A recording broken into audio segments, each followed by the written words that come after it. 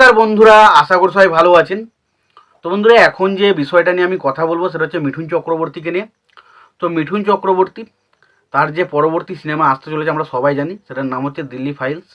সেখানে অবশ্যই বিবেক অগ্নিহোত্রীর সাথে তিনি কিন্তু আবারও একসঙ্গে কাজ করতে চলেছেন, এবং বিবেক অগ্নিহোত্রীর সাথে তিনি কিন্তু আগের একটা ছবি করেছেন যেটা হচ্ছে দ্য কাশ্মীর ফাইলস এবং দ্য তাস্কিন ফাইলস করেছেন।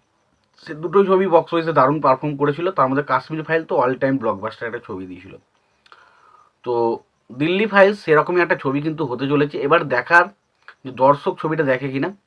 তবে এই ছবিটা নিয়ে কিন্তু এই ছবির পরিচালক বিবেক অগ্নিহোত্রী এবং অবশ্যই মিঠুন চক্রবর্তী দুজনেই কিন্তু প্রচণ্ড এক্সাইটেড। কেন, সেই বিষয়টা নিয়ে আমাদেরকে জানাবো। তো তার আগে প্রত্যেকটা বন্ধুকে আপনাদের অনুরোধ করবো, চ্যানেলটা নতুন হয়ে থাকলে অবশ্যই আমাদের চ্যানেলটা সাবস্ক্রাইব করে নেবেন, আর ভিডিওটি ভালো লাগতে থাকলে লাইক কমেন্ট শেয়ার করে দেবেন। তো এই সিনেমায় মিঠুন চক্রবর্তীর ক্যারেক্টারটা আসলে কী হতে চলেছে, মিঠুনের চক্রবর্তী ক্যারেক্টারটা নিয়ে মিঠুন চক্রবর্তী কী বললেন সেটাও জানাবো, এবং পাশাপাশি বিবেক অগ্নিহোত্রী এই ছবি নিয়ে কী বলেছেন সেটাও আপনাদের জানাবো। তো প্রথমত মিঠুন চক্রবর্তীর ক্যারেক্টারটা কী হতে চলেছে সেই বিষয় নিয়ে যে আলোচনা করি।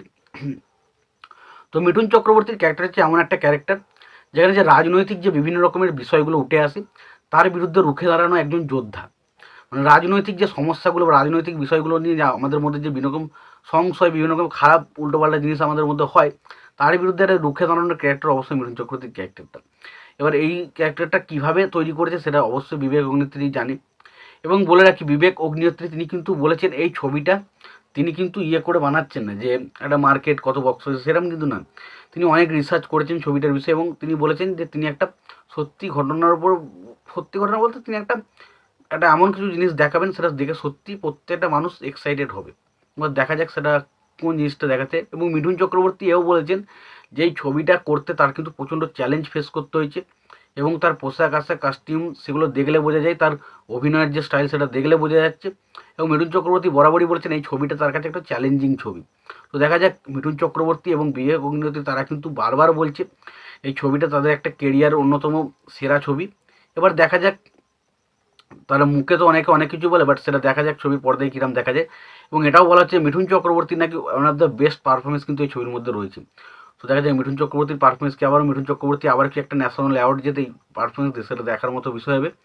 এবং এটাই হচ্ছে মানুষের কাছে নজর থাকবে যে দ্য কাশ্মীর ফাইল ছবিটা বক্স অফিসে কী করেছিল আমরা দেখেছি। কেউ ধারণাও করতে পারেনি যে কাশ্মীর ফাইলসের মতো ছবি, যার বাজেট হচ্ছে 10 কোটি, সেই ছবিটা প্রায় সমস্ত বড় বড় ছবিকে জাস্ট হাওয়া দিয়ে, মানে হাওয়া মেরে উড়িয়ে দিবে, এরকম একটা কেউ ভাবতেও পারেনি, কিন্তু উড়িয়ে দিয়েছিল। কিন্তু এখন বিষয় হচ্ছে দ্য দিল্লি ফাইলস বলে যে ছবিটা আসছে সেটা কি বক্স অফিসে সেরকম কিছু তাণ্ডব করতে পারবে, সেটা তো সিনেমা হলে দর্শক মহল বলবে। বাট ছবিটা নিয়ে যে বিবেক অগ্নিহোত্রী এবং মিঠুন চক্রবর্তী যে প্রচণ্ড কনফিডেন্ট এবং তারা ছবিটা নিয়ে প্রচণ্ড যে আশাবাদী, সেটা কিন্তু তাদের বক্তব্য এবং তাদের বিভিন্ন রকম কথাবার্তা শুনলে আমরা বুঝতে পারি। এবং অবশ্যই এটাও বলে দিই, মিঠুন চক্রবর্তীর পাশাপাশি মিঠুন চক্রবর্তীর ছেলে, সেও কিন্তু এই ছবিতে থাকতে চলেছে। তো এটা একটা দারুণ ব্যাপার। এবার দেখা যাক তা মিঠুন চক্রবর্তীর ছেলেকে এই ছবিতে কেমন রোল দেওয়া হয়, এবং মিঠুন চক্রবর্তীর ছেলে এই ছবিতে কেমন অভিনয় করে। কারণ মিঠুন চক্রবর্তীর একটা ছেলে মিমো, সে কিন্তু খুব একটা বাজারে চলেনি। এবার দেখা যাক এই ছেলেটা তার কেমন অভিনয় রয়েছে এবং সে ভালো কিছু কাজ করতে পারে কিনা।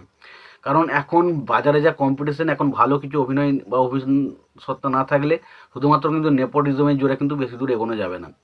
আপনার যদি না পোটেন্সিয়াল না থাকে আপনার মধ্যে, তাহলে কিন্তু আপনি খুব একটা বেশি এগোতে পারবেন না। তো আমি আশা করবো মিঠুন চক্রবর্তীর মতন সব ছেলেগুলো এরকম হবে না। আশা করি মিঠুন চক্রবর্তী এই ছেলেটার মধ্যে কিছু ট্যালেন্ট আমরা অবশ্যই দেখতে পাবো। তো দেখা যাক সেটা হয় কিনা। তোমাদের কি মতামত এই বিষয়গুলো নিয়ে তোমরা জানিও। তোমাদের যদি ভিডিওটি ভালো লেগে থাকে লাইক কমেন্ট শেয়ার করে দিও। চ্যানেলটা নতুন হয়ে থাকলে অবশ্যই তোমরা চ্যানেলটা সাবস্ক্রাইব করে নিয়ে পাশে বেল আইকনটা অবশ্যই প্রেস করে দিও। ভালো থেকে সুস্থ থেকে দেখা যাচ্ছে পরে ভিডিওতে।